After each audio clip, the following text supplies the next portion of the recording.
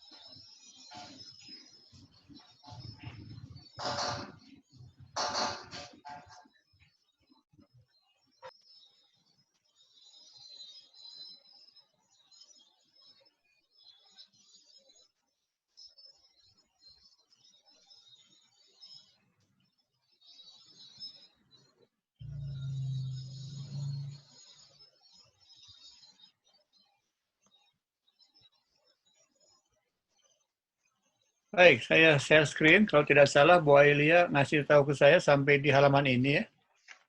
Jadi akan saya lanjutkan. Ya, Pak. Ya. Baik, ini integra-integra ini saya akan ringkaskan supaya kita lebih mudah memahami konsepnya ketimbang kita mengikuti langkah-langkahnya ya. Tapi kalau misalkan mahasiswa punya kesempatan mau diikutin langkah demi langkah untuk mengintegrakan, saya kira itu lebih bagus. Tapi sebetulnya yang ingin saya tekankan di sini adalah kalau saya kembali mundur ke kalau saya kembali mundur ke konsep integral ini, jadi yang akan kita bahas kan ini. Kita akan menghitung dalam gambar ini impedansi dari suatu kutub 2 ya. Kutub 2 itu artinya sebenarnya kutub 4, dibentuk kutub 4, tapi kita melihat di sini kutub yang satunya yang sebelah kanan kan itu terjadinya transformasi antara gelombang elektromagnetik di udara, kemudian terjadinya arus induksi dalam batang antena yang akan menangkap gitu. Menangkap artinya karena dia bersifat konduktor, maka dia akan bersifat dapat menginduksikan gelombang elektromagnetik yang menyentuh kepada batang tersebut. Nah, sehingga di sebelah kiri, begitu masuk ke yang saya kasih tulisan situ V11, itu artinya arus induksi. Kalau dihubungkan ke saluran transmisi, maka arus induksi maupun tegangan induksi yang muncul di situ akan mengalir sebagai sinyal yang ditangkap oleh antena. Itu konsepnya. Nah, kemudian kita juga sudah melihat rangkaian pengganti dari ini. Dalam rangkaian listrik kita bisa disebut sebagai rangkaian pengganti Thevenin ya. Nah, kita tahu bahwa rasio dari V11 terhadap arus I1 yang mengalir pada rangkaian tersebut itu kita definisikan dalam rangkaian listrik sebagai impedansi dari kutub tersebut gitu ya. Kutub 4 lah, bukan kutub 2, sebenarnya kutub 4. Cuman yang duanya kelihatan. Jadi kita di sini akan menghitung pembahasi bagi atau rasio dari V ini, V11, terhadap arus yang mengalir. Ya, kalau orang praktis di lapangan kan udah aja ukur katanya V11-nya berapa, kemudian I1-nya diukur juga berapa, dengan metode pengukuran tegangan dan metode pengukuran arus. Nanti hasil baginya itulah impedansi antena. Nah itu kalau orang praktis. Nah sekarang tujuan kita adalah menggunakan ilmu pada gelombang elektromagnetik, ya kita menegakkan potensialistik, potensial magnet, hubungan antara E dan H kita kalkulasikan. Nah, maka terjadilah kita proses integrasi seperti ini. Nah, kita melihatnya seperti ini. Jadi dalam teori medan segala sesuatu kita integrakan karena batang antena itu merupakan kumpulan dari banyak titik. Kita integrakan dari ujung ke ujung, maka kita bisa memformulasikan seperti ini, gitu ya. Nah, oke lah, integral ini kalau kita selesaikan, nah ini ya, Kalau integra ini kita selesaikan, maka bentuk-bentuk yang muncul pada konsep integra ini, integra eksponensial kan, pangkat sekian gitu. Nah ini kalau diselesaikan secara matematik, ini tidak bisa langsung menghasilkan suatu hasil. Tapi kita nggak usah khawatir, misalnya kita, integralnya misalkan tidak bisa dikerjakan, bukan begitu maksudnya. Bukan tidak bisa dikerjakan, tapi integral bentuknya seperti ini kalau kita masuk ke matematik, ini akan masuk kepada kategori salah satu fungsi transenden. Fungsi transenden itu artinya fungsi-fungsi khusus gitu. Kita sudah banyak mengenal dalam matematika. Sayang kita tidak masuk ke jurusan matematika. Kalau orang matematika itu ya mereka mengenal fungsi alfa, fungsi beta, fungsi gamma. Itu masuk ke kategori fungsi-fungsi dari bentuk transenden khusus gitu. Nah, demikian juga bentuk integralnya. Integral juga banyak. Contoh yang paling kita kenali kalau orang di elektro atau di telekomunikasi khususnya, kita sudah tahu bahwa ketika kita disuruh mengintegralkan bentuk PDF dari noise Gaussian, kan noise Gaussian kan ada bentuk PDF-nya yang random itu kan. Nah, kalau kita akan mencari fungsi bit error rate, misalkan akibat dari suatu noise dalam suatu transmisi digital, kita akan mencari bear-nya atau probability of error-nya. Itu juga sama. Integra dari fungsi yang PDF-nya berbentuk normal atau berbentuk Gaussian, itu kita tidak bisa langsung mengintegralkan. Karena itu bentuk integral distribusi Gaussian itu, atau kita sering sebut fungsi PDF yang berbentuk normal, itu masuk ke kategori fungsi khusus. Hasil integralnya, kalau kita lihat di buku referensi matematika, itu berupa complementary error function. Nah, pasti kita udah kenal. Orang yang ngambil telekomunikasi sudah kenal pasti itu. Fungsi error function, complementary error function. Atau buku-buku referensi yang lain juga menuliskan juga bentuk Q function, ya. Pernah dengar kan pasti kan Q function dalam buku telekomunikasi. Buku telekomunikasi dasar itu Q function, X gitu. Ya rumusnya ya 1 dikurangi integral, masih mengandung integral. Nah, tapi jangan khawatir karena itu bisa didekati dengan integral numerik gitu. Atau kita udah aja kalau sudah tahu fungsi itu fungsi khusus ya lihat aja tabelnya gitu, ke tabelnya atau ke grafiknya. Gitu. Ya, jadi jangan khawatir, jangan cemas kalau kita melihat bentuk-bentuk seperti ini kelihatannya rumit, memang rumit kelihatannya kalau kita memaksakan diri untuk menghasilkan integral secara langsung dari bentuk ini. Karena ini bukan bentuk umum. Ini integral bentuk fungsi khusus. Nah, mari kita lihat sekarang itu bentuk khusus apa namanya gitu. Nama dari integral-integral yang berbentuknya seperti ini itu apa? Kita lihat di sini. Ya, ini kan langkah-langkah ini hanya membereskan angka-angka saja, mengumpulkan angka-angka yang bisa keluar dari sifat distributif, gitu kan. Nah, sehingga nanti bentuk yang dalam kurung ini nanti akan betul-betul merupakan bentuk fungsi khusus tadi itu, fungsi integral. Gitu. Nah, ini apa namanya kalau kita bisa menghasilkan Z11 atau impedasi sendiri dari hasil beberapa langkah yang sebelumnya, yang halaman sebelumnya ini kan kita ya mengintegralkan potensial listrik, potensial magnet kita integralkan supaya kita bisa membaginya nanti dV dibagi V dibagi I itu adalah Z11 atau impedasi sendiri. Nah, kita mendapatkan ini Z11 ini J30 integral dari 0 sampai L di mana L itu panjangnya antena ya. Nah, ini L di sini masih dibebaskan gitu. Berapa panjang antena nanti mau setengah lambda, mau seperempat lambda masih bebas nih. Nanti akan saya buktikan karena kita waktu sebelum topik ini kita juga sudah mendapatkan impedansi dari dipol pendek. Dipol pendek itu ketika L-nya jauh lebih kecil dari panjang gelombang yang menghasilkan angka 80 pi kuadrat waktu itu kan ada 80 pi kuadrat L subscript lambda atau L dalam unit lambda dikuadratkan gitu. Itu impedansi dari dipol pendek. Yang kita juga udah cek waktu itu kalau dipaksakan untuk hasil rumusan dari dipol pendek yang dimana L-nya itu jauh lebih kecil daripada lambda panjang gelombang, lalu kita cek iseng gitu kan, iseng dicoba ke rumusan itu menggunakan L setengah lambda, ada hasilnya, tapi salah hasilnya karena aproksimasinya jadi terlalu simplifikasi gitu.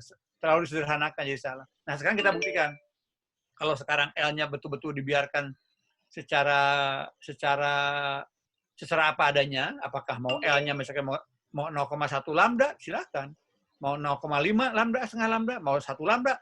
Nah, untuk ini L-nya dibikin umum aja gitu. Berapapun L-nya kita hitung nanti. Nah, itu ini rumus yang paling akurat gitu. Karena kita mengintegralkan dari sampainya kepada Z11 ini, kita tidak membatasi apakah L-nya, apakah panjangnya antara itu diperpendek atau dipersah lambda, kita bebaskan aja gitu. Nanti kita lihat ya. Nah, kita sekarang fokus dengan bentuk ini. Jadi ini ada perubahan sin beta z dz. Nah, kalau sin beta z diubah ke bentuk eksponensial, nah kita kan tahu bahwa e pangkat jx itu adalah sin x tambah cos x bagi 2. Ya kan? Ada korelasi antara bentuk eksponensial dengan bentuk sinus kosinus kan? Ya, kita tahu dalam matematika kan e pangkat jx sama dengan sin x tambah cos x dibagi 2, atau kita definisikan sin x sama dengan e pangkat jx kan ditambah tambah atau kurang gitu e pangkat minus jx dibagi 2. Itu hubungan antara fungsi eksponensial dengan fungsi kosinus gitu. Nah, kita ini jadi karena ada dibagi 2-nya kan, e pangkat jx ditambah e pangkat minus jx bagi 2, maka angka ini yang 30 menjadi 15 gitu. Oke, ini masih bentuk integral khusus ini. Kita belum bisa menyelesaikan ini. Nah, untuk itu kita lihat lagi sekarang di sini dengan beberapa substitusi supaya kita gini. Jadi ini integral ini dihasilkan dari hasil apa adanya. Kita mengintegralkan tegangan potensialistik dengan potensial magnet sesuai dengan kaidah-kaidah dalam elektromagnetik kita integralkan. Nah, tapi sudah sampai ke sini kita coba, karena ini kita tidak bisa langsung mengintegralkan, kita mencari bentuk integral yang bisa kita punya referensi dalam literatur matematika gitu. Yaitu masuk ke fungsi khusus. Dalam bentuk integral fungsi khusus yang bisa kita manipulasi atau manipulasi bukan berarti diada-adakan. Manipulasi itu artinya kita membuat rekayasa dari suatu formula supaya nanti kita bisa masuk kepada formula yang baku gitu. Ada dalam matematika formula integral yang baku yang disebut adalah integral eksponensial ya, yang juga bisa dipecah menjadi integral sinus dan integral kosinus. Jadi kita sudah dalam kalkulus kita sudah tahu bahwa fungsi eksponensial itu merupakan hubungan atau kombinasi dengan fungsi kosinus dan sinus gitu kan, atau dibalik misalkan saya katakan tadi bahwa cos x itu sama dengan e pangkat jx dikurangi e pangkat minus jx dibagi 2. Kemudian sin x misalkan e pangkat jx minus e pangkat minus jx bagi 2. Itu fungsi kosinus dan fungsi eksponensial. Nah, bentuk integralnya pun ada dalam matematik itu. Yang disebut dalam literatur matematik adalah fungsi integral kosinus atau integral sinus. Hasil penjumlahan atau pengurangan dari integral kosinus dan integral sinus disebut integral eksponensial gitu. Jadi boleh dikatakan singkatnya itu sama ini, tapi ini dalam integral bukan dalam non integral gitu. Nah, itu yang saya ingin mengatakan bahwa bagaimana kita menyikapi model-model matematika dipetakan kepada model-model rekayasa yang kita hadapi dalam kebutuhan kita gitu. Baik ya, jadi kita akan menghadapi nanti integral eksponensial yang akan merupakan kombinasi dari integral kosinus dan integral sinus. Saya akan langsung saja tunjukkan. Nah ini. Jadi kita kenalkan dalam menyelesaikan cara menghitung impedansi, karena kita terbentur dengan bentuk integral yang eksponensial, yaitu sinus kosinus, kita kenalkan sekarang ini. Ya. Integral kosinusnya itu rumusnya itu ini, simbolnya disebut CIX gitu, mengintegralkan dari 0 sampai X dari cos U du, dari cos U dibagi U du ya. Nah, atau kita udah ada juga orang yang membuat aproksimasinya, seperti aproksimasi itu yaitu mendekati integral yang sifatnya tidak closed form dengan pendekatan numerik gitu. Contoh yang udah kita paling banyak pakai adalah deret Taylor. Deret Taylor kan juga sama, itu mendekati suatu bentuk fungsi matematika dengan bentuk polinom. Gitu. Ada lagi nanti Chebyshev, nanti kita, nah Chebyshev juga akan dipakai nanti ya, ketika kita masuk ke susunan nanti. Nah, yang ini dulu sekarang, yang integral cosinus, bentuknya ada ini, 0 sampai X integral, cos U dibagi U, DU. Nah, atau ini bisa juga dituliskan dalam bentuk ini. Ini aproksimasinya. Tapi kalau aproksimasi kan tergantung kita mau seberapa teliti. Semakin kita ingin mendapatkan teliti, semakin banyak polinom-polinom yang kita butuhkan. Ini semakin mengecil karena ini mengecil ini. Ya.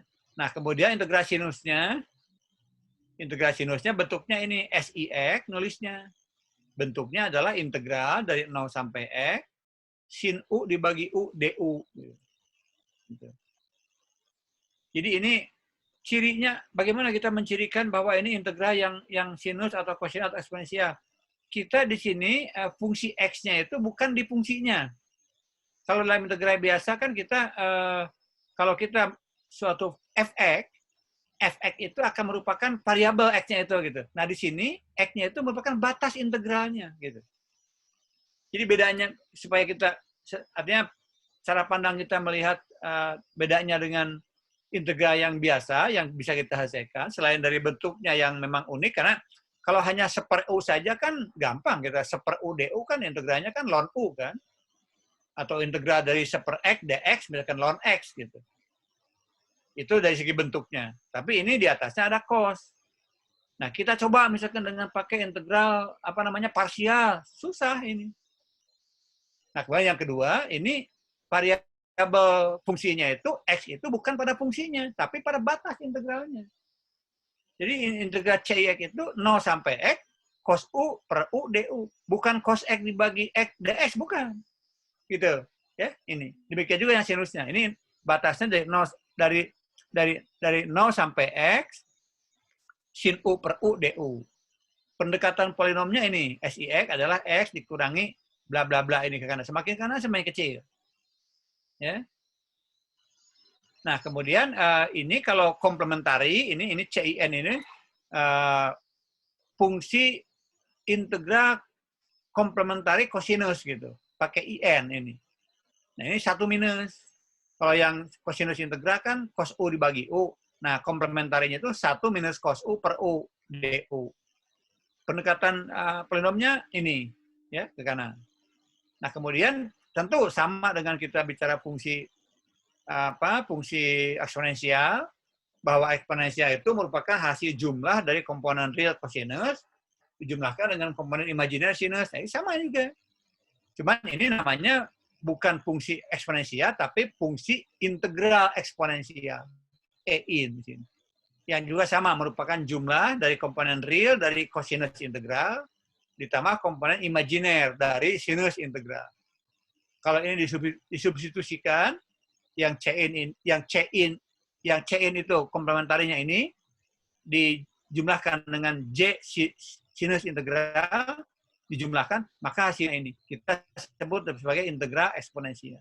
Nah, ini halaman ini, slide ini sebetulnya betul-betul pure matematik ini. Kita belajar matematik fungsi transenden, fungsi khusus ya, dari bentuk integral, kosinus dan sinus. Ya mungkin kenapa saya perkenalkan, mungkin kita tidak sampai matematik kita kan hanya matematika kalkulus 1 dan 2 kan, atau paling matematik diskrit, matematik yang sesuai dengan kebutuhan kita di engineering gitu. Nah, topik-topik ini di program studi matematik tentu akan dibahas lebih detail dalam yang mengenai fungsi-fungsi yang khusus gitu. Ya, jadi itu oke, kita sudah nggak usah khawatir. Ini konsep matematika, biarkan kalau kita lebih cenderung untuk lebih memakainya, kita fokus kepada aplikasinya aja, bukan fokus kepada membuktikan rumus matematik ini. Ya, oke, kalau kita udah paham, ada fungsi khusus yaitu integral eksponensial, ada kosinus integral, sinus integral, dan komplementari kosinus integral CIN. Kita pakai sekarang. Jadi kita akan menggunakan ini matematik ini ke dalam kebutuhan kita, yaitu ini.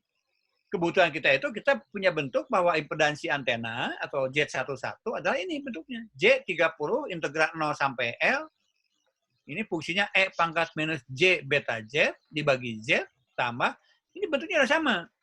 Kita punya bentuk membagi suatu fungsi dalam apa namanya yang diintegralkan ya, dalam bahasa Inggris integran, kalau yang integralkan itu dalam bentuk fungsi Z ya, tapi batasnya L di sini. Sehingga kalau kita petakan kepada bentuk ini, bentuk matematik ini, kita punya integran atau yang diintegralkan dalam bentuk U, batasnya adalah X. Jadi kalau kita lihat di sini, U itu akan setara dengan Z kalau di sini. U itu.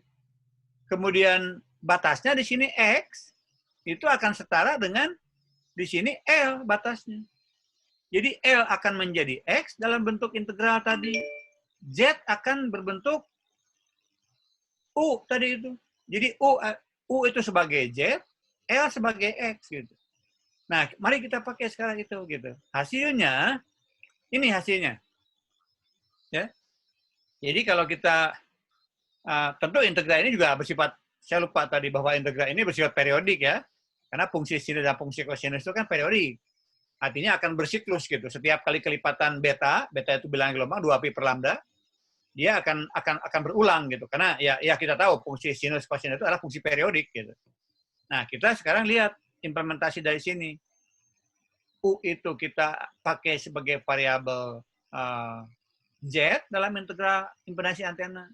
Batas integral X adalah variabel L, panjangnya antena dalam konsep yang kita udah turunkan di sini. Z11. Nah, maka dari sini kita akan bisa menghasilkan hasilnya itu. Nah, Z11 merupakan R11 tambah JX11. Nah, ini R11-nya itu ini komplementari integral. Kenapa pakai komplementari integral? Komplementari integral itu C-in di sini. Bentuk yang ini, 1 kurang cos U dibagi U. Coba kita lihat di sini. Nah, di sini ada ini. Ada yang ini nih. Nah, E pangkat minus 2 beta Z dikurangi 1. Kalau dibalik dikasih tanda minus di depan, minus 15, ini kan kebalik nih. Kalau minus 15 saya ganti positif, maka dalam tanda E pangkat minus 2 beta kurang 1, kebalik jadi 1 kurang E di sini. Gitu. Ya, jadi ini kesetaraan fungsinya begitu. Ini minus 15, ini E pangkat sesuatu dikurangi 1. Kalau minus 15 saya positifkan, ini kebalik ini. 1 minus E pangkat sekian gitu ya. Nah, ini sini.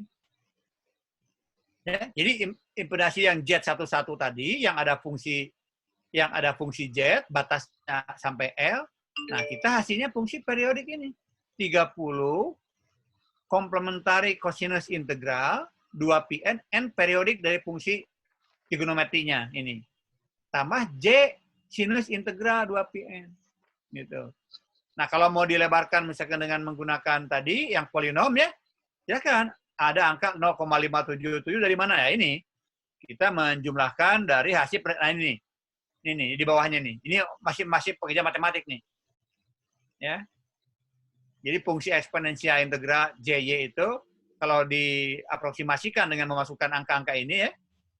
Nah, kita mendapatkan angka pendekatan ini 0,577 tambah ln Y dikurangi kosinus integral Y tambah J sinus Y gitu. Ini sinus integral Y. Nah, masukin angka ini, kita akan mendapatkan hasil di sini ini. Impedans antena 30. Ya, sebenarnya kita ini hanya untuk memenuhi kebutuhan kalau seandainya kita menggunakan pendekatan. Rumus umumnya ini sebenarnya 30 kali kosinus komplementari integral 2πn tambah J sinus integral 2πn. Gitu. Nah, sehingga kalau kita, coba sekarang lihat nih, begitu kita masukkan angka setengah lambda, kita sekarang akan langsung menghitung bagaimana kalau panjang antena itu persis setengah lambda gitu. Nah, rumus ini sebetulnya berlaku untuk semua lambda. Mau setengah lambda, mau lambda, 10 lambda, atau diperpendek misalkan 0,1 lambda misalkan. Ini berlaku umum gitu. Ya. Nah, kalau kita cek sekarang untuk setengah lambda, artinya kita mengambil n sama dengan 1 setengah lambda itu. Jadi ini periodik dari fungsi ini dihitung kelipatan dari setengah lambda tadi itu waktu kita mengatakan di sini ya. Nah, di sini nih. Jadi L-nya bersifat bebas, tapi kalau kita akan menggunakan periodicity-nya atau keperiodikannya dalam konteks setengah lambda. Kenapa setengah lambda? Karena kan beta 2pi per lambda. Setiap setengah lambda kan motong titik nol kan. Separuh panjang gelombang ke atas, separuh panjang gelombang ke bawah, itu kan setengah lambda kan. Nah, kelipatannya itu yang kita pakai. Nah, jadi kalau kita pakai setengah lambda, ini masuk setengah lambda ke rumus ini. Jadi 30 C integral dari 2pi kali 1 kalau setengah lambda itu. Karena kelipatannya setengah lambda. Tambah J sinus integral 2pi kali 1 N-nya. Gitu. Nanti kalau kita, bagaimana kalau kita mau menghitung lambda panjang gelombangnya? Lambda itu berarti N-nya 2 gitu. Ya gitu. Nah, kita masukkan, ini keluarnya resistansinya, R11-nya 30 CIN 2pi. Ini kalau dihitung, 73. Dari mana dapat 73? Berarti CIN 2pi, nilainya 73 dibagi 30 kan? Supaya R11 itu 30 kali CIN 2pi 73, berarti nilai CIN 2pi 73 dari mana? Ya integral ini. Integral dari yang tadi, yang bentuk ini, kalau diintegralkan, kalau 0 sampai setengah lambda, X-nya setengah lambda, itu hasilnya 73. Nah, makanya hasil integral tadi itu, yang CI ataupun yang SI ataupun yang EIN, saya akan loncat dulu sekarang. Itu hasilnya itu ada di fungsi seperti ini. Ini mungkin saya kelewatan untuk, oh enggak. Jadi kalau yang CIN sama yang CIN, kemudian CIX, maaf, eksponensial integral, kosinus integral maupun sinus integral, kalau hasilnya digambarkan sebagai fungsi dari suatu variabel dalam unit lambda, ya, ini unitnya itu sekian lambda gitu. Apakah 0,1 lambda, 0,2 lambda, dan seterusnya. Nah, hasilnya itu ini digambarkan ini. Karena dia periodik. Nah, terus kenapa semakin ke kanan semakin mengecil? Karena tadi kan saya tunjukkan di sini bahwa nah ini rumus CIX ataupun SIX ini kan merupakan kalau dekati dengan polinom kita semakin kecil ininya. Nah, fungsinya itu hasilnya ini. Gitu. Jadi kalau kita sebagai pengguna dari fungsi khusus ini, fungsi integral kosinus, integral sinus ini, yang kita perlukan sebetulnya kita hanya melihat gambar aja grafik ini atau tabel. Jadi kalau kita tahu misalkan variabel panjang gelombangnya itu 0,3 lambda, dengan hasil impedansi yang ini, dengan hasil impedansi yang, nah ini kan, 30 sin 2pn tambah J SI sinus integral 2pn. Ini kita fungsi, ini kan fungsi X-nya yang ini, R-nya yang ini. Nanti itu kan kalau kita masukkan angka-angkanya, tentu akan berujung dengan bilangan kompleks itu. Berapapun nilai N-nya di sini, apakah setengah lambda 1 atau lambda 2 atau 1/10 lambda, 1/10 lambda berarti kan 1/5 kan N-nya. Boleh N-nya pecahan di sini. Nah, ini tetap akan berujung pada bilangan kompleks yang terdiri dari komponen real di sini, ditambah komponen imajiner di sini. Nah, ini kalau digambarkan, ini gambarnya. Ini. Gitu. Tapi gambar ini adalah yang saya tunjukkan, ini untuk impedasi gandeng nanti ya. Sama fungsinya. Karena impedasi gandeng juga akan menghasilkan besar yang sama, akan berujung pada bilangan kompleks yang terdiri dari komponen real, ditambah J komponen imajiner gitu. Ini hanya saya kelupaan dalam diktat mungkin memasukkan untuk impedasi sendiri. Sehingga notasinya di sini hanya ini R21, ini X21. Nah, yang tadi saya ketinggalan menggambarkan grafik ini untuk yang impedasi sendiri kan di sini yang kita dapatkan kan R11 tambah JX11 kan. Nah, harusnya di sini setelah halaman ini harusnya ada gambar gitu. Ada gambar grafik yang menunjukkan nilai dari komponen kosinus, komponen real, ditambah komponen imajiner, yaitu komponen reaktifnya, X-nya, X11.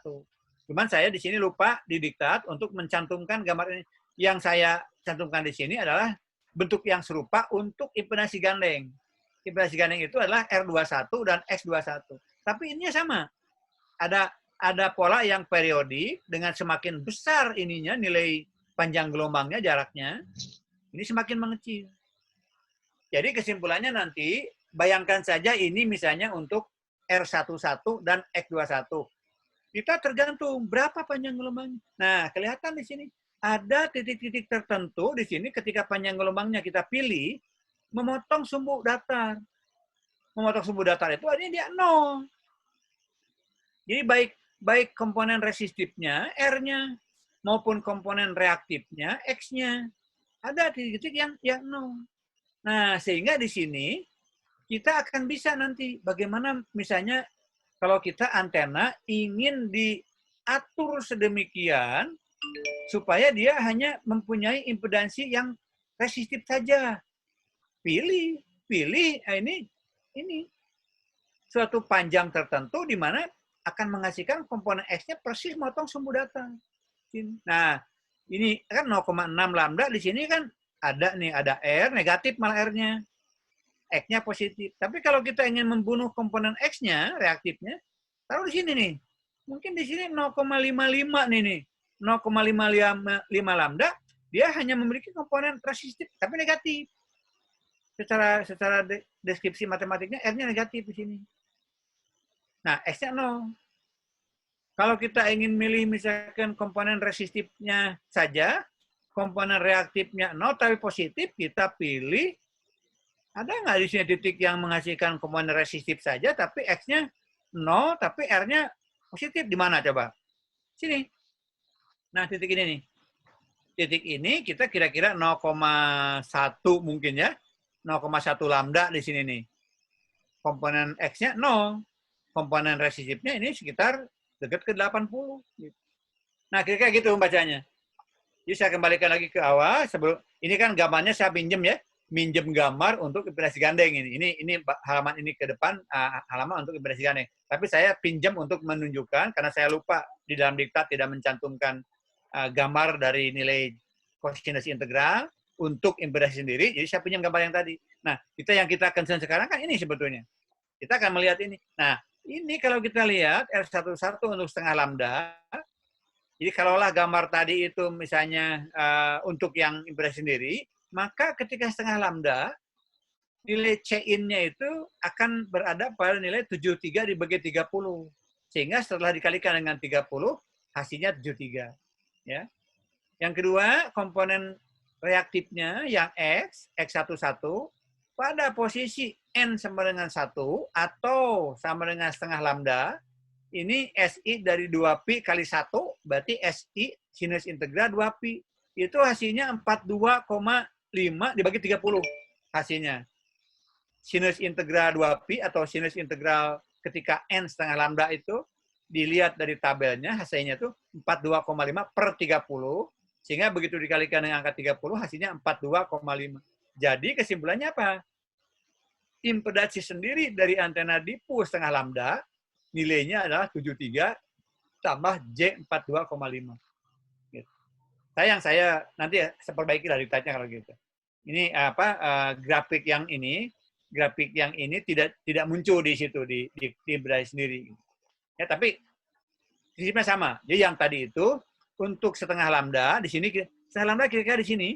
Nah, ini beda. Kok ini bisa beda? Akhirnya negatif. Ya, ini kan untuk impedasi gandeng, ya. Gambar ini untuk impedasi gandeng. Kalau gambar ini kalau kita menggunakan gambar yang untuk impedasi sendiri, pada posisi setengah lambda itu akan menghasilkan kurva yang R di sini akan ke atas. Nilainya di sini 73. Kurva yang X juga akan ke atas di sini. Nilainya 42,5 untuk impedasi sendiri. Kurva ini sekali lagi saya katakan ini hanya dipinjam karena ini berlakunya untuk impedasi gandeng. Gitu. Sedangkan yang kita perlukan di sini di perhitungan ini kita harus menggunakan kurva untuk impedasi sendiri. Gitu. Ya, gitu. Silakan. Ada pertanyaan nggak sampai sini? Kalau sudah paham yang saya jelaskan barusan konsepnya, kita sekarang akan lihat bagaimana kalau kita masukkan ke atau gini aja nanti kalau perasaan cek kalau udah ngerti ini di buku Krauss ada masalah kosinus integral, kosinus komplementari integral, sinus integral baik dalam bentuk kurva maupun dalam bentuk tabel ada di Krauss itu. Jika kalau kita akan mencoba, misalnya sekarang, kalau saya kasih tugas misalkan sekarang, atau Anda penasaran, oh kalau gitu misalnya untuk ngecek kebenaran rumus impedansi dari dipol pendek, coba saja misalkan dipol pendeknya berapa lambda, 0,1 lambda atau 0,001 lambda per 100. Coba ke sini.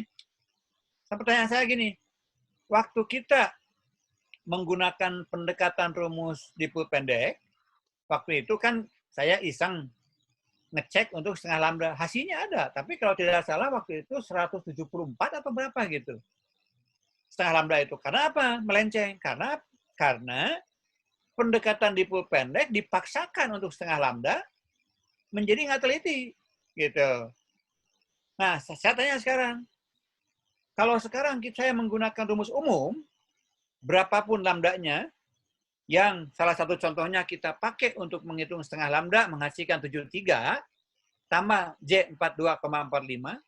Pertanyaan saya gini, kalau saya cek untuk misalkan N seper 10. N seper 10 itu berarti panjang antenanya seper 20 kan? Seper 20 lambda. Seper 20 lambda itu masuk kepada kriteria dipol pendek. Silakan coba. Kalau untuk N-nya misalkan seper 10, berarti kita akan melihat kosinus integral dari 2pi dibagi 10. Gitu. Coba cari di tabel. Di tabel kosinus komplementari integral. Untuk CIN 2pi per 10 ditambah J sinus integral 2pi per 10. Itu dipol pendek dengan panjang seper 20 gitu. Silakan cari. Nanti bandingkan dengan rumus dipol pendek yang diperoleh sebelumnya pada bab dipol pendek. Yang 80 pi kuadrat L dalam bentuk lambda kuadrat gitu. Nah, harusnya itu akan masuk. Karena sekarang kita menggunakan rumus umum untuk kondisi yang dipunyai dipol pendek. Tidak ada aproximasi di situ gitu. Ya gitu. Jadi jangan dibalik. Kalau kita menggunakan rumus pendekatan kepada situasi umum akan salah, akan jauh meleset. Tapi kalau kita menggunakan rumus umum kepada situasi tertentu yang bukan pendekatan, harusnya benar gitu. Dia akan menghasilkan angka yang sesuai dengan dipol pendek gitu. Ya, gitu. Ingat nggak apa waktu kita mengintegralkan dipol pendek sehingga muncul angka impedansi sendirinya itu 80 pi kuadrat dikalikan dengan L dibagi lambda dikuadratkan. Itu pendekatan kita apa? Pendekatan kita dipol pendek waktu itu kita menyederhanakan integral dengan cara distribusi arus dalam dipol pendek ini konstan gitu. Ingat nggak? Waktu saya menjelaskan dipol pendek kan dipol pendek itu panjangnya paling tidak 1/10 panjang gelombang. Maka waktu kita melakukan integral ini, integral potensial, integral arus, kita menggunakan arus ini bukan sinus. Tapi dianggap I0 saja gitu. I0 artinya suatu besar arus I di sini, yaitu arusnya I0, yang konstan untuk sepanjang elemen panjang Z gitu. Jadi dari ujung bawah sampai ke ujung atas, itu kan variabel integral dz kan? Nah, ketika kita membahas dipol pendek waktu itu, arus yang harusnya terdistribusi secara sinusoidal, karena dipunyai dipol pendek, kita buang fungsi sinusnya waktu itu. Jadi I0 sin beta z-nya, kita buang sinus beta z-nya, hanya I0 saja. Gitu. Itu yang membuat kita salah. Artinya kalau rumus itu pendekatan I0 sinus beta z diganti dengan I0 saja, konstan, tentu akan menimbulkan error kalau kita gunakan untuk antena yang panjangnya memang sebenarnya dia terdistribusi sinusoidal arusnya. Gitu. Itu yang jadi masalah. Ya. Mudah-mudahan Anda lebih mudah memahami tulisan-tulisan di diktat, dipol pendek, dipol setengah lambda, seperti itu. Ya. Baik. Itu mengenai impedasi sendiri. Bapak mau tanya. Ya, Bu. Ya, silakan. Pak, tadi yang kata Bapak yang di buku Krauss untuk impedansi sendiri dan gandeng ini nih ada di bab 10 berarti ya Pak, sesuai dengan memang silabus yang babnya sempat di Krauss itu tidak urut gitu. Jadi impedasi lihat aja mungkin dia loncat-loncat babnya gitu. Oh iya, baik Pak. Nanti saya bantu kalau Anda susah, silakan. Jadi gini, bab dalam diktat memang tidak urutannya tidak sesuai dengan Krauss gitu ya. Tapi lihat aja itunya judul babnya, masalah impedasi sendiri atau syarat impedans. dan juga ada masalah impedasi mutual atau impedasi gandeng ya. Itu mutual impedance itu. Silakan di beberapa, sesuaikan aja. Ya. Ya, baik Pak. Ya, silakan cari itu kurva-kurva yang kurva dan tabel saya rasa ada di Krauss gitu, ya untuk fungsi integra ini gitu. Oke. Nah, sekarang impedasi gandeng saya akan jelaskan 2 menit saja karena waktunya udah mau habis ya. Nah, impedasi gandeng itu gini konsepnya. Tadi kan kita waktu bicara impedasi sendiri adalah ya kita melihat induksi gelombang elektromagnetik yang sampai di antena itu sendiri, kemudian menimbulkan arus induksi dalam antena itu, yang kalau arus induksi itu disambungkan ke kutub antena, maka akan menghasilkan tegangan V. Nah, sehingga impedasi sendiri itu kita mendefinisikannya adalah arus pada dirinya sendiri I1 dibandingkan dengan tegangan yang muncul pada dirinya sendiri, P11. Nah, sekarang kita akan melihat impedasi gandeng. Impedasi gandeng itu definisinya apa? Kalau kita ada medan listrik, medan elektromagnetik di sini, ya, ini misalkan dibangkitkan oleh generator antena sebagai generator sebelah kiri. Ini gambar huruf apa namanya huruf S ini adalah pembangkit gitu, tegangan yang dibangkitkan di sini. Tentu di sini kan ada arus, ya. Kalau disambungkan ke suatu antena, antena juga merupakan salah satu bentuk dari rangkaian listrik, tentu akan ada arus gitu. Arus yang dibangkitkan oleh generator sinyal di sini gitu. Nah, tentu di sini kalau ini berperan sebagai antena akan ada radiasi. Artinya gelombang elektromagnetik yang meradiasikan ke arah tertentu sesuai dengan kinerja antena itu sendiri. Kalau omni ya ke segala arah. Nah, kalau pada jarak tertentu di sini misalkan jaraknya itu misalkanlah D gitu ya. Dari antena yang tadi kita taruh lagi batang konduktor yang bisa menginduksikan, artinya ini kan setiap konduktor, aluminium, tembaga, atau kawat, besi, apapun yang sifatnya konduktif, diletakkan pada suatu medium yang ada gelombang elektromagnetik, pasti akan terjadi induksi gitu. Itu kita udah kenal hukum itu dalam medan 1 akan. Nah, induksi ini kan kalau dibiarkan seperti ini akan menghasilkan arus. Dan pada kutub-kutub ini akan menghasilkan tegangan. Nah, tapi di sini yang dihitung adalah apa? V21 itu artinya tegangan yang muncul di sini akibat arus yang di sini. Nah, kalau kita membandingkan tegangan 21 dengan arus yang di sini, itu masuk ke impedasi sendiri lagi di sini. Nah, sekarang kita akan melihat arus yang muncul di sini akibat tegangan di sini, atau tegangan di sini yang muncul akibat arus di sini, gitu. Jadi nyebrang. Arusnya di lengan yang lain, tegangannya di sini. Atau tegangannya di lengan yang lain, arusnya di sini. Itu kita sebutnya tegangan seberangan gitu. Tegangan yang menyeberang, induksinya menyeberang gitu. Nah, kita sebut sebagai impedasi gandeng atau impedasi mutual. Kenapa ini penting? Ya, karena kita bicara induksi elektromagnetik kan, nanti kalau kita punya antena misalkan di ruang atap rumah, kemudian biasanya di situ ada jemuran kain baju gitu ya, yang terbuat dari aluminium, nah itu akan mempengaruhi ke antena. Karena apa? Jemuran baju yang bersifat induktif tadi, aluminium atau besi atau apa, dia akan menginduksikan kan? Dan ingat juga kalau dia menginduksikan, kemudian dia bukan berperan sebagai antena, artinya dia dihubung singkat di sini. Jadi kalau batang jemuran baju atau apapun benda tergeletak misalkan di atas, menggantung misalkan kawat, kemudian dia kan tidak punya kutub, memang bukan antena kan? Tapi ingat, waktu kita bicara aperture, suatu benda yang mampu menginduksikan gelombang elektromagnetik, kemudian dihubung singkat, ingat, dia punya apa? Punya kemampuan apa? Yang 4 kali lipat itu, ingat nggak? Waktu kita bicara aperture. Ketika kita punya suatu benda yang menyerap elektromagnetik, induksi, lalu kita hubung singkat, dia akan rescatter. Akan meradiasikan kembali ke udara gelombang elektromagnetiknya, dan nilainya tinggi, 4 kali lipat. Coba buka lagi di aperture. Namanya aperture scattering. Ini konsepnya konsep antena Yagi. Kenapa antena Yagi bisa mendapatkan gain tinggi dengan menambahkan elemen? Elemen yang ditambahkan itu sifatnya ini, parasitnya itu. Gitu. Kita sebut parasit itu namanya. Parasit yang menguntungkan gitu, mutualisme. Ya, gitu. Jadi ini seperti itu konsepnya. Jadi kita melihat bagaimana pengaruh dari benda-benda sekitar terhadap antena yang kita. Jadi nanti itu kalau ini sebagai antenanya, kita punya dua impedan di sini. Pertama, dia impedasi dirinya sendiri, yaitu perbandingan antara tegangan induksi kepada arus induksi. Kalau di sekitarnya ada benda lain juga yang bersifat induktif, akan menginduksikan gelombang, dan karena dia tentu, kalau bukan antena, kan dia dihubung singkat, dia akan menimbulkan efek radiasi, rescattering. Gitu. Nah, itu juga punya impedansi.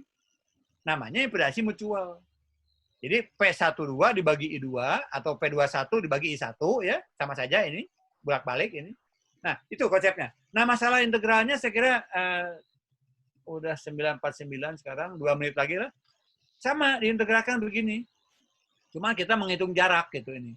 Jarak antara antena 1 sebagai antena utama yang kita lihat sendirinya kepada antena parasit atau antena yang mempengaruhinya, yang mutualnya, yang bersifat gandengnya, ada jaraknya D.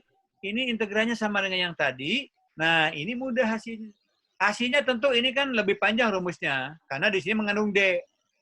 Kalau tadi itu integral dari sinus kosinus itu sendiri, tidak ada D kan, yang ada hanya L kan. Itu. Nah, di sini hasilnya ada D dan L. L itu panjang antenanya, kemudian D adalah jarak antara antena sendirinya terhadap antena mutualnya, antena gandengnya, parasitnya. Gitu. Nah, kurva ini saya kasih tahu cara membacanya.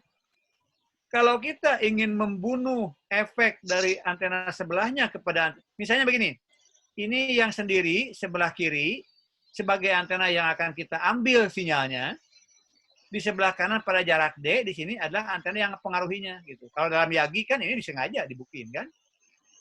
Nah, kalau kita ingin tahu bagaimana jarak antara antena yang akan diambil ke sinyal televisi misalkan dari Yagi dengan posisi antena parasit yang dipasang-pasang antara Yagi D, lihat di sini. Kalau kita ingin misalkan D-nya itu efeknya 0 resistifnya, cari saja titik potong kurva R di sini ya. Yang R21 itu kan komponen resistif dari impedasi mutualnya kan. Nah, di sini nih ketika 0,35 atau 0,4 nih, 0 di sini nih R-nya. Kemudian ketika ini nih, 0,8 nih atau 0,75 di sini nih, ya 0 juga. Kemudian di sini 0,11 nih, 0 juga R-nya. Ya kita bicara resistif aja karena yang daya yang masuk kan resistif kan.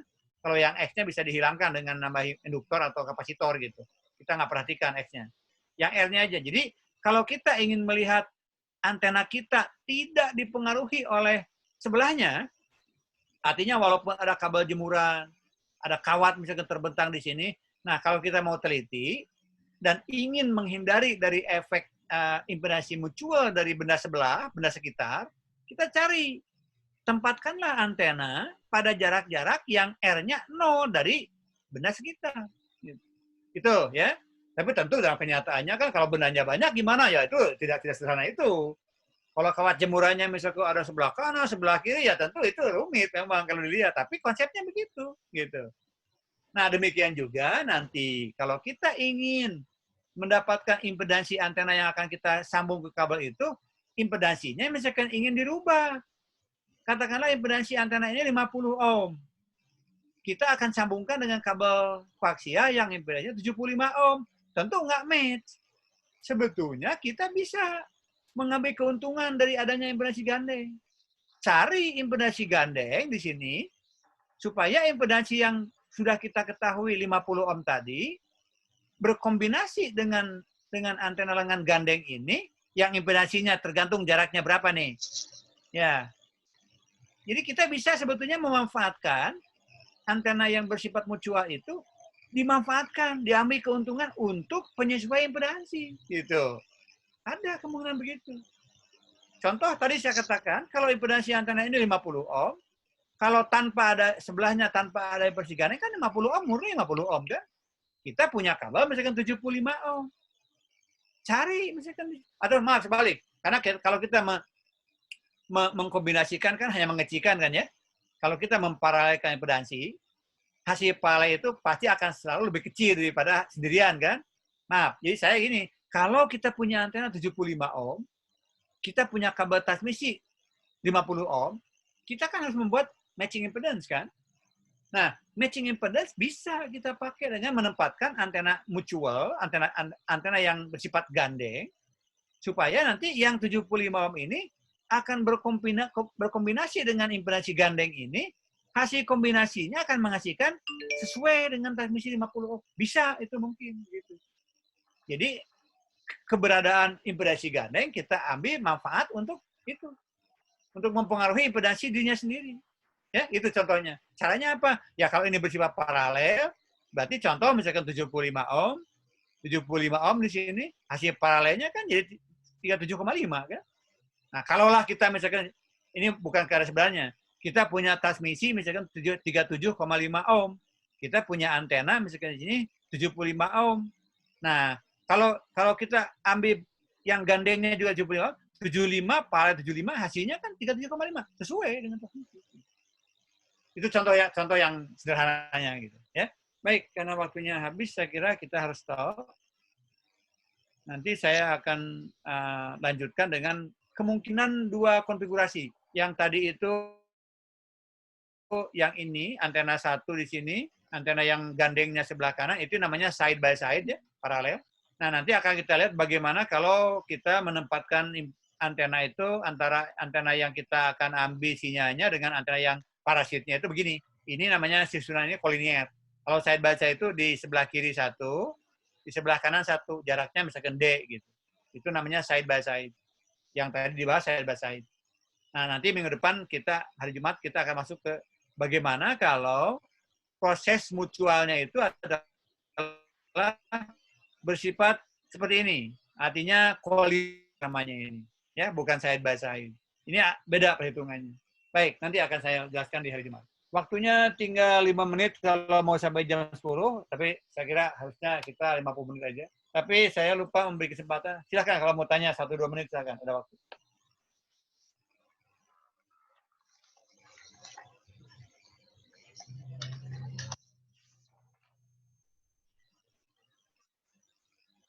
Ya, sebagai kata penutup dari kuliah hari ini, jadi berkepentingan untuk menggunakan sebetulnya ya fungsi-fungsi transcender, integral, kosinus, integral seperti itu. Kita nggak usah cemas. Nanti Anda kalau cemas kan orang yang khawatir biasanya belum apa-apa sudah jatuh duluan. Begitu ujian open book melihat rumus seperti ini, Anda nanti akan kolaps sendiri. Jangan. Tapi Anda harus tahu bagaimana kita menggunakan ini. Masalah rumitnya integral atau susah dihafalnya, tugas kita bukan menghafal. Ini urusan kerja orang matematika. Tapi kalau kita tidak tahu, tidak mengerti konsepnya, ya tadi saya katakan, Anda akan panik gitu. Akan panik melihat rumus ini, bagaimana cara makainya? makanya ikuti kuliah gitu. Jangan sampai bolos kuliah. Ya, paham ya? Makanya ada yang nanya kan bagaimana ujian saya, tes saya masih jelek, tolong diundurkan. Bukan begitu, saya jelaskan di grup kemarin. Tolong cermati di kuliah bagaimana saya menjelaskan konsep-konsep yang rumit ini dengan cara sederhana, silakan gunakan gitu. Ujiannya open book kok. Tesnya juga open book sekarang itu karena daring kan. Saya nggak bisa melakukan tes postbook karena akan menimbulkan nanti unfairness gitu. Misalkan yang nyontek kan nggak bisa saya awasi. Kalau open book kan semuanya saya akan buka buku. Tapi buka buku pun bukan berarti buka buku nanti gampang lah. Ujiannya open book nggak usah belajar. Itu yang salah justru gitu. Ya, paham ya? Mudah-mudahan. Makasih. Ya, paham Dan Pak. sampai ketemu lagi hari minggu depan ya. Assalamualaikum warahmatullahi wabarakatuh. Ya Pak. Terima kasih Pak. Terima kasih. Waalaikumsalam warahmatullahi wabarakatuh. Mari, terima kasih.